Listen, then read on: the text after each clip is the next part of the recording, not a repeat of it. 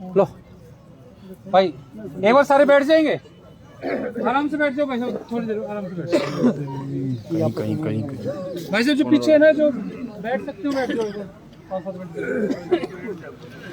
बैठ जाओ जी, आप भी बैठ जाओ थोड़ा सा।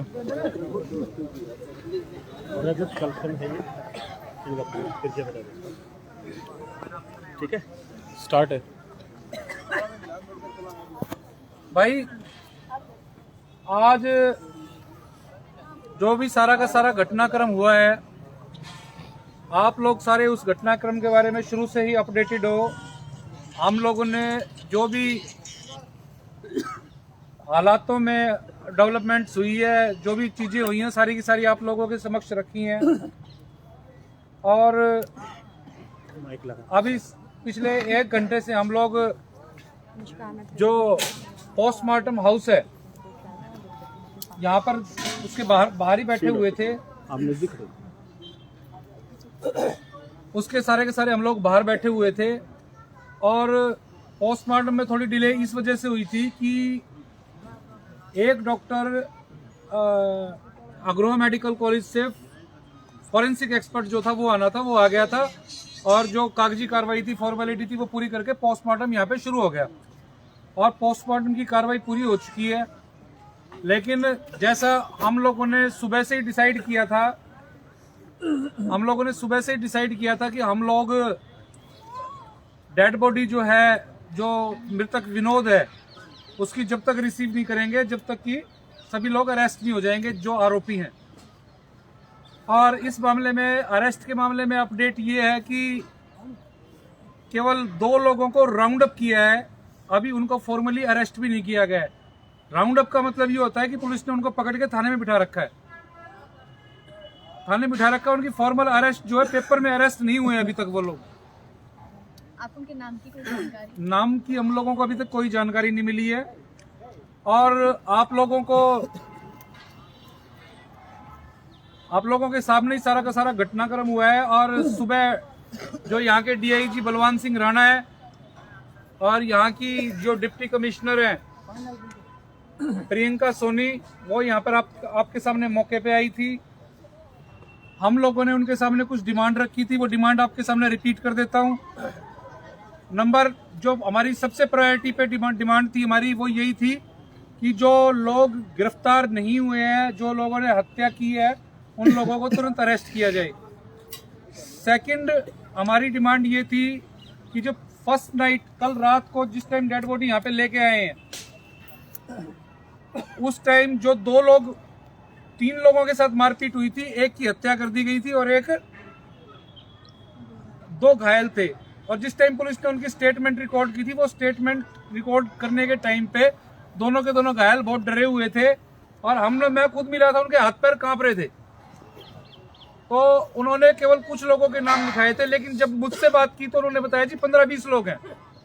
तो हमने आज डिप्टी कमिश्नर और डीआईजी के सामने ये डिमांड भी रखी कि इन लोगों की सप्लीमेंट्री स्टेटमेंट जो है वो भी रिकॉर्ड की जाए। और उस सप्लीमेंट्री स्टेटमेंट के बारे में आज दोनों जो विक्टिम्स हैं, जो दोनों इंजर्ड थे, उन लोगों की सप्लीमेंट्री स्टेटमेंट रिकॉर्ड हुई। और अब जो नामजद अपराधी हैं, जिन्होंने कत्ल किया है, मारपीट की है, अपहरण किया है, एससी कम्युनिटी के खिलाफ अत्याचार की घटना की है, अब वो 17 से ज्यादा लोग हो गए हैं जो नामजद हैं। तीसरी डिमांड हमारी ये थी कि भाई जो SC/ST एक्ट के तहत इनको कंपनसेशन मिलता है, वो इमीडिएटली इनको प्रोवाइड कराया जाए। और हमारी डिमांड ये थी कि सीएम रिलीफ फंड से 50 लाख रुपए की सहायता भी दिलाई जाए। नेक्स्ट डिमांड हमारी ये थी कि जो मरने वाले की वाइफ है, 1 साल का उसका छोटा सा बच्चा है, उसके पास कोई साधन नहीं है, पूरी तरह गरीब और हेल्पलेस लोग हैं, किसी तरह का कोई इनकम का उनका जरिया सोर्स नहीं है, इसलिए इन लोगों को एक डीसी रेट पे नौकरी दी जाए। तो डीसी ने, क्योंकि इन चीजों की जो कंपनसेशन है, नौकरी है, इसकी जुरिडिक्शन डीसी की है, डीसी ने वहां पे ये कहा था कि इस मामले में जो भी सरकारी स्कीम्स हैं, नौकरी है, हम लोग इन लोगों को, परिवार को सरकार डिमांड तो सरकारी ही करो सर। बिल्कुल बिल्कुल, कोई नहीं सरकारी ही तो पहले ही जो लूट छोड़ रहे तो नेक्स्ट हम लोगों का ये था कि जो पीड़ित परिवार हैं उन लोगों को प्रोटेक्शन भी दी जाए। तो उन लोगों के लिए जो बंदे इंजर्ड हैं उन लोगों के लिए उनके बेड के पास ही पुलिस तैनात कर दी गई है और यहाँ पर उनके गांव में भी पुलिस जो प्रोटेक्शन वो लगा दी गई है। अब डीसी ने हम लोगों से रिक्वेस्ट की थी कि भाई पोस्टमार्टम के बाद आप इनका अंतिम संस्कार करा दो। उसके लिए हमने फ्लैटली रिफ्यूज कर दिया डीआईजी को और डीसी को कि जब तक सारे आरोपी गिरफ्तार नहीं होंगे हम लोग अंतिम संस्कार नहीं करेंगे, चाहे यहाँ पर 1 हफ्ता लगे चाहे 10 दिन लगे। और हम लोग बिल्कुल कमिटेड है आप लोगों के लिए।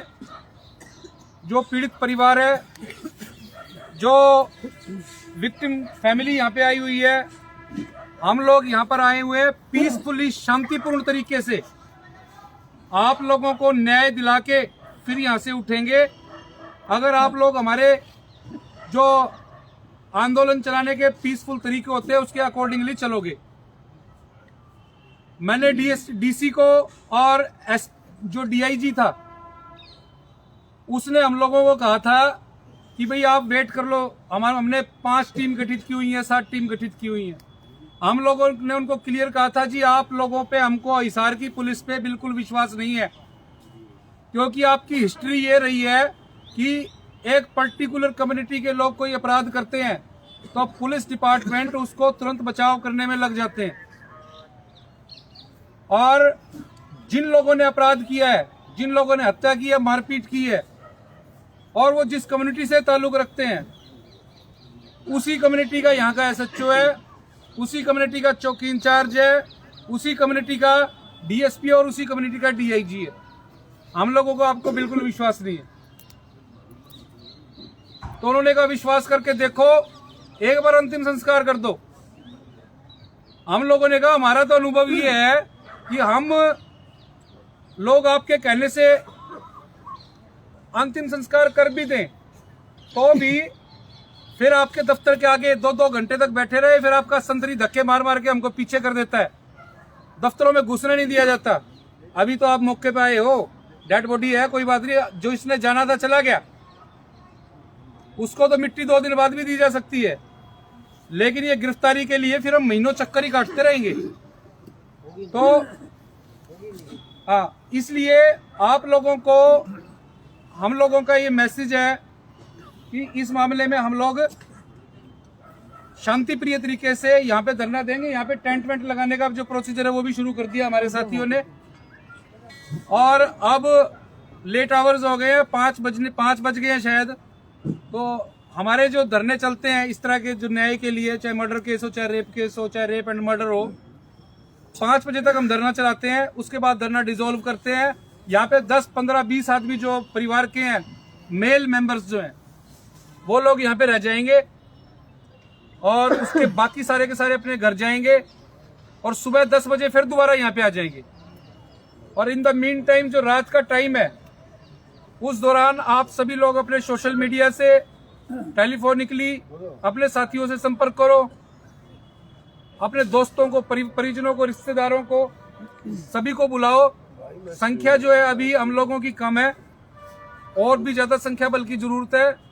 जितनी ज्यादा संख्या होगी उतनी जल्दी अरेस्ट होंगे, इस बात को दिमाग में बिठा लो। धरना को लगाने के बाद प्रशासन अपना न्याय देगा, आपको लगता है? देखिए, धरने को लगाने के बाद जो प्रशासन है इनके ऊपर इस चीज का बहुत प्रेशर रहता है, क्योंकि जो यहाँ पर सीआईडी, 2-3 तरह की सीआईडी होती है। आईजी की अलग सीआईडी है, सीएम के पास रिपोर्ट पहुंचाने वाली अलग सीआईडी है, एसपी की अलग सीआईडी है। तो रिपोर्ट यहाँ से पल पल की रिपोर्ट इनकी चंडीगढ़ तक जाती है। इनके ऊपर से इनका कि मामला अभी तक सॉल्व क्यों नहीं हुआ, सारी की सारी इनके ऊपर प्रेशर रहता है। भाई वहाँ टेंट निकालने थे, एक बार सारे वहीं चलो। एक मिनट आज ना काट दो, आप बात पूरी करो। ना काटने दो, टेंट नहीं, ये दुकान पड़वा के छोड़ देंगे अपने। एक सवाल आखिरी मैं आपसे पूछना चाहूंगी, अगर न्याय नहीं मिलता तुम्हारे लगाने के बाद धरना करने के बाद कंक्लूड कर देगा, अपना बात कंक्लूड कर देगा। हम लोग मेरा सारे तैयार है। हम लोग इसमें जो आरोपी फरार हैं, सारे दिन का मामला दो दिन ठीक है, आरोपी फरार मेन हैं। बात वो है ना वो अभी फिलहाल पुलिस के ऊपर प्रेशर है उनको अरेस्ट करने के लिए, इसके बावजूद भी आरोपी फरार नहीं होते। तो जिस तरह मिर्चपुर में आरोपी